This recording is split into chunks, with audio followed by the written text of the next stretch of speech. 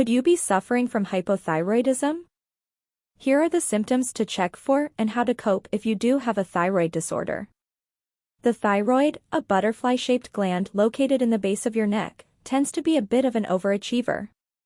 Its job is to produce hormones that are tasked with helping us use energy, stay warm and keep our brains, hearts, muscles, and other organs working optimally, according to the American Thyroid Association, ATA.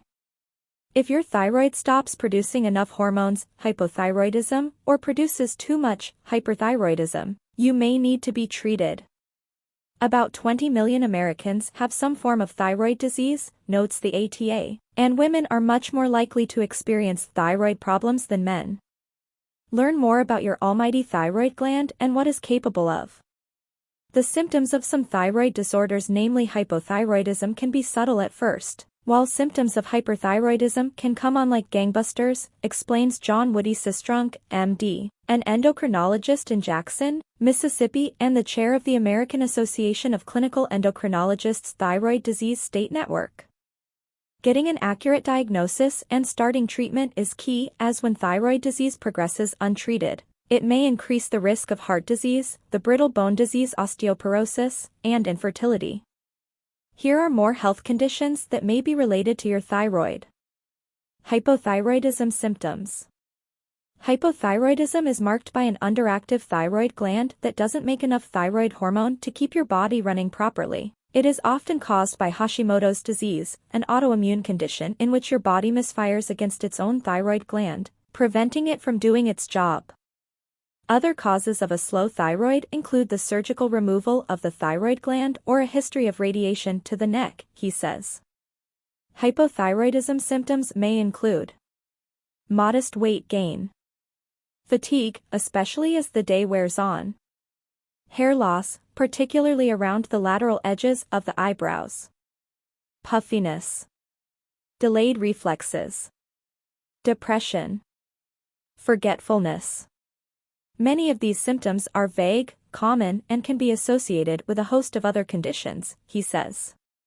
Dr. Sistrunk points out that the only way to know for sure that a sluggish thyroid is the culprit is through a blood test for thyroid-stimulating hormone, TSH, and/or a test for the thyroid hormone thyroxine, known as T4. The TSH test measures how much of the T4 your thyroid gland is being asked to produce. High TSH suggests your thyroid gland is being asked to make more T4 because there isn't enough in your bloodstream. The T4 blood tests can gauge how much T4 is in the blood and available to get into cells. There are some things that standard thyroid testing won't tell you. Family history is an important part of this discussion, as oftentimes, autoimmune diseases cluster in families, says Dr. Sistrunk. Hyperthyroidism symptoms. Hyperthyroidism is far less common than hypothyroidism, Dr. Sistrunk says. The most common cause of this condition is Graves' disease, an autoimmune condition in which your immune system engages in friendly fire against your thyroid, causing it to become hyperreactive. Hyperthyroidism symptoms may include weight loss, heat intolerance, rapid heartbeat, nervousness, bulging eyes, goiter or thyroid enlargement, short, light menstrual periods. People with hyperthyroidism may put their hand out and you can see a tremor, he adds. Blood tests along with a thorough physical examination can help establish a diagnosis of hyperthyroidism. Blood tests that reveal a high level of thyroid hormone in the blood plus a low level of TSH indicate hyperthyroidism. Your doctor may also measure levels of thyrotrophin receptor antibodies. If these antibodies are raised, it can confirm Graves' disease. Sometimes, thyroid imaging exams are also warranted, he says. How are thyroid problems treated? The good news is that thyroid problems are treatable, Dr. Sistrunk says. The first step is to get a proper diagnosis by an endocrinologist. Parsippany, New Jersey-based endocrinologist Cheryl Rosenfeld, DO, also an adjunct clinical associate professor of medicine at the Touro College of Osteopathic Medicine in New York, agrees that medical treatment is the way to go. Everyone is searching for natural cures to get their thyroid to function better through diet or supplements, she says.